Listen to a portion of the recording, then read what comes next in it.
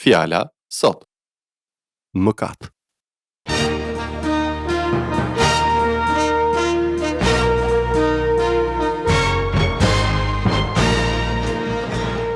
Përshëndetje dhe mirë se vini në këtë seri programesh nga pastorët Paul dhe Doug Schroeder, nga shërbesa Fjala sot. Dhe fjala për sot është mëkat. Natyra jonë njerëzore gjithmonë ka tendencën t'i zmadhoj gjërat dhe t'i konsideroj ato si shumë të rëndësishme edhe atëherë kur nuk janë realisht. Por nga ana tjetër, kjo natyrë ka tendencën t'i zvogëloj gabimet e të metat dhe t'i konsideroj ato jo aq të rëndësishme, apo edhe më keq. Ne kemi tendencën të zvoglojmë ato gjëra që na bëjnë të ndihemi keq dhe shumë herë madje i shpërfillim ato. Pikërisht, kjo ndodh me ato që fjala e Perëndisë e quajnë mëkat. Ne i mbyllim syt para mëkatit dhe në shumë raste e normalizojmë atë në jetën tonë. Ju ftojmë të na ndiqni në programin e sotëm për të mësuar se ç'pasoja sjell kjo gjë dhe se sa e rëndësishme është ta quajmë mëkatin me atë emër që ka dhe t'i kthejmë shpinën e ta largojmë atë nga jeta jonë, duke u penduar e duke u kthyer tek Perëndia.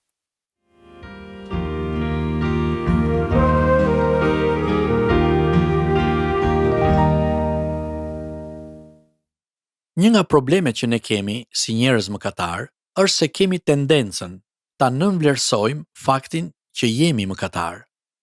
Ne kemi tendencën t'i mbulojmë gabimet tona, kemi tendencën shtysën të shtiremi se ato nuk janë ndonjë problem i madh. Një nga këto mësime nga shkrimi tek Josueu kapitulli 7 që flet për ndëshkimin e Perëndisë, duhet të na shërbejë si një paralajmërim se mëkate të tilla si lakmia nuk janë kurrë gjëra të vogla. Në fakt, ato janë shumë shkatërruese dhe mund të çojnë në shumë pasoja negative. Tek Josueu kapitulli 7 na tregohet se si Izraeli po luftonte disa nga armiqtë e tij dhe Zoti u kishte dhënë izraelitëve udhëzime për betejën. Por një individ me emrin Akan kishte zgjedhur të mos i bindej urdhrit të Perëndisë dhe mori disa nga gjërat e caktuara për shfarosje e i fshehu në çadrën e tij. Ai mendoi se askush nuk do ta merrte vesh, por Zoti filloi ta ndëshkonte Izraelin. Pra, ishte shumë e qartë se Perëndia nuk ishte i kënaqur. Zoti i tha Josueut se dikush nuk ishte bindur. Kështu, ata zbuluan se Akani kishte vjedhur disa gjëra nga beteja. Në fund, Akani vritet me gjithë familjen e tij dhe të gjitha gjërat që ai zotron zhduken. Ky duket si një ndëshkim shumë i rëndë, por këtu po flasim për shenjtërinë dhe autoritetin e Perëndisë dhe kur dikush nuk i bindej, edhe familja e tij do të ishte nën gjykimin e Perëndisë. Është një nga situatat kur një person që është drejtues i një familje ndikon tek e gjithë familja, sidomos tek fëmijët e tij. Dhe ne si drejtues familjeve tona, duhet të jemi shumë të kujdesshëm. Ne i drejtojmë familjet tona ose tek Zoti ose larg Zotit, ose drejt shpëtimit ose në drejtim të kundërt me shpëtimin. Është shumë e rëndësishme që ne ta largojmë të ligun dhe mëkatin nga jeta jonë dhe duhet të jemi vazhdimisht në gjendje pendese. Shumë herë ne tundohemi ta mbulojmë mëkatin ton, ashtu siç Akani u përpoq të fshihte gjërat që kishte vjedhur.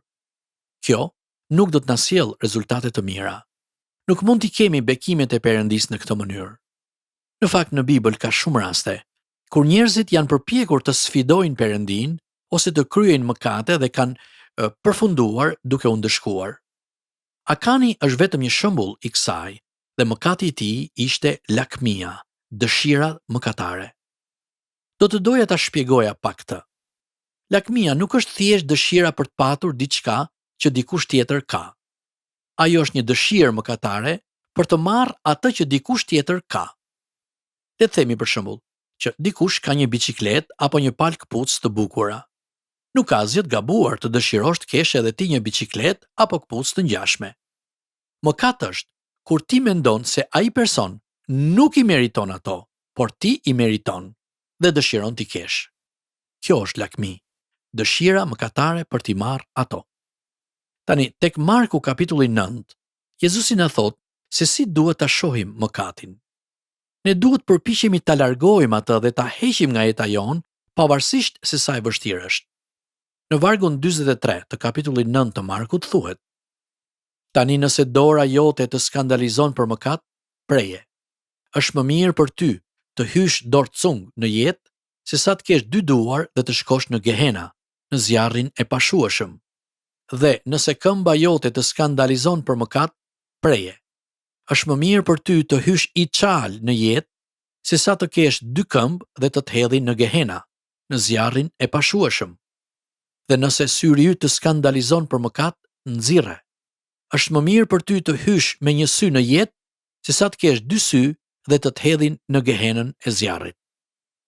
Ju mund mendoni se kjo është diçka shumë ekstreme. Po sigur një person të ketë kryer mëkatin e epshit për dikë të seksit kundërt, a duhet i nxjerr syt? A duhet ta gjymtoj veten? Unë mendoj se të gjithë e kuptojmë se Jezusi ka përdorur një hiperbol. Sidoqoftë, e vërteta është se nëse një person e lejon epshin, dëshirën e tij mëkatare të sundojë jetën e tij, ai do të përfundojë i ndar nga Perëndia dhe kjo do të ishte e tmerrshme. Do të ishte më mirë që një person të ishte i verbër apo i gjymtuar dhe të kishte jetë përjetshme, se sa të ishte i plot fizikisht e të përfundojë në ferr. Kështu, mëkati nuk është një problem i vogël. Nuk është një situatë e vogël. Ai nuk është kurrë pa pasoja, dhe në fakt ai ndikon jo vetëm tek ju, por edhe tek njerëzit që ju rrethojnë.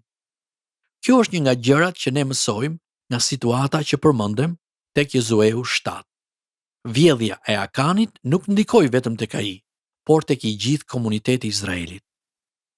Në Dhjatën e Re, kjo krahasohet me Majan, që ndikon tek i gjithë brumi. Kështu, kjo është arsyeja pse të krishterët duhet të punojnë për ta eliminuar mëkatin nga jeta e tyre. Tani, ne nuk do ta bëjmë këtë në mënyrë përsosur, por përmes fuqisë së frymës së shenjtë, ne vazhdojmë të pendohemi dhe vazhdojmë të përpiqemi të bëjmë një jetë për lavdinë e Perëndisë. Le të kthehemi tek lakmia.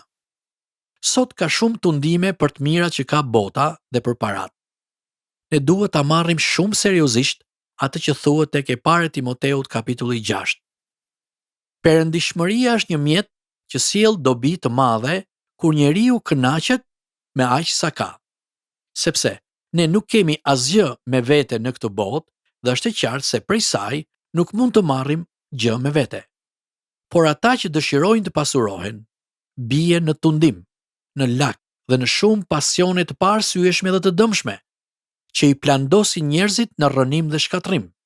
Sepse lakmia përpara është rrënja e gjithë të këqijave, dhe duke e lakmuar atë fort, disa u larguan nga besimi dhe e depërtuan veten e tyre në shumë dhimbje. E dini, cila është një nga shenjat që tregon se një person e ka mendjen tek parat? Ai nuk është shumë bujar. E kam vënë re këtë dhe nuk ka rëndësi nëse ai njeri është lypës apo është milioner. Një njeri që nuk ka asnjë kënaqësi në jetë është vazhdimisht i fiksuar pas parave. Ai ka frikë se do t'i humbas të gjitha parat apo se nuk po fiton mjaftueshëm. Ai nuk e kalon kohën duke menduar se si të bekojë të tjerët, por është shumë i zënë duke menduar se si të fitojë gjëra për veten e tij. Sa turp. Është i njëjti qëndrim që Akani kishte dhe që e bëri të vjedhte nga Perëndia. Nuk është gjë e vogël të vjedhësh nga Perëndia. Shumë njerëz mendojnë, Perëndia më do, unë jam njeri i mirë, ai do të më shpëtojë. Por gjatë gjithë kohës, ata janë duke vjedhur nga Perëndia. Ai ka siguruar për ta të gjitha bekimet materiale, madje me bollëk. Por çfarë i kthejnë ata Perëndisë? Asgjë. Ata rrinë të qetë në lakminë e tyre. Këta njerëz mendojnë se janë të vetëmjaftueshëm. Janë shumë krenar dhe arrogant për atë që kanë bërë dhe nuk janë falenderues ndaj Perëndisë. Dhe Perëndisë duhet i bëj përshtypje të mirë kjo? Dhe Perëndia duhet i dojë dhe t'i përgëzojë këta njerëz? Duhet t'i mbani syt hapur për këtë e të jeni të kujdesshëm. Nëse jeni njerëz që jeni tunduar nga lakmia dhe egoizmi, ju duhet kuptoni se Zotit nuk do t'i pëlqejë kjo gjë. Ai kërkon njerëz që janë të gatshëm të shfaqin dashurinë dhe mshurinë dhe zemërbutësinë e birit të tij, Jezusit. Dhe kështu, ne e shohim këtë kontrast tek Jozue kapitulli 7. Hakmarrja e Perëndisë mbie mbi këtë njeri mëkatar e përsëri më pas izraelitët falen nga Perëndia. Kjo thuhet në Dhjetën e Re. Perëndia është i ashpër me mëkatin për besimtarin, por ai është shumë i butë dhe i mëshirshëm me njerëzit që pendohen. Dëgjoni se çfarë thuhet tek letra e parë e Korintasve kapitulli 6. A nuk e dini ju se të padrejtët nuk do të trashëgojnë mbretërinë e Perëndisë? Mos u gënjeni, as kurvarët, as idhujtarët, as shkelësit e kurorës, as të zhburrëruarit, as homoseksualët, as vjellësit, as lakmuesit, as pianecët, as përqeshësit, as grabitësit, nuk do të trashëgojnë mbretërinë e Perëndisë. Tani dëgjoni këtë deklaratë të jashtëzakonshme. Dhe të tillë ishit disa nga ju, por u lat, por u shenjtruat, por u shfaqsuat në emër të Jezusit dhe me anë të frymës së Perëndisë tonë. Dëgjoni, nga njëra anë, Perëndia është shumë i ashpër me fëmijët e tij që përpiqen ta sfidojnë atë, që vazhdojnë të rrinë të zhytur në mëkat dhe që bëjnë lojra me pendesën. Ndëshkimi i tij do të bjerë mbi ta. Por nga ana tjetër, kur njerëzit që kanë qenë robër të mëkatit dhe kanë jetuar në rrugë të keqe, pendohen dhe kthehen tek Perëndia, ai është i mëshirshëm, i mirë, i dashur dhe i pranon ata. Kështu, ne duhet të shohim se Perëndia është i drejtë dhe i dashur. Ai nuk do ta tolerojë mëkatin dhe sfidën e njeriut, por nga ana tjetër, kushdo që pendohet, kushdo që të kthehet tek Krishti dhe dëshiron faljen e tij, do ta marrë atë përmes Perëndisë dhe mëshirës së tij. Mos lejoni që lakmia dhe imoraliteti t'ju ndajnë nga Krishti. Mos lejoni që ligësia të bëhet një pengesë midis jush dhe Perëndisë. Pendohuni dhe kthehuni tek Zoti Jezus. Deklarata tek e parë e Korintasve 6 tregon se si kemi qenë ne më parë, por ne mund t'i kthejmë shpinën mëkatit dhe të qëndrojmë me Perëndin për të patur një jetë të re, një fillim të ri përmes Zotit ton Jezu Krisht.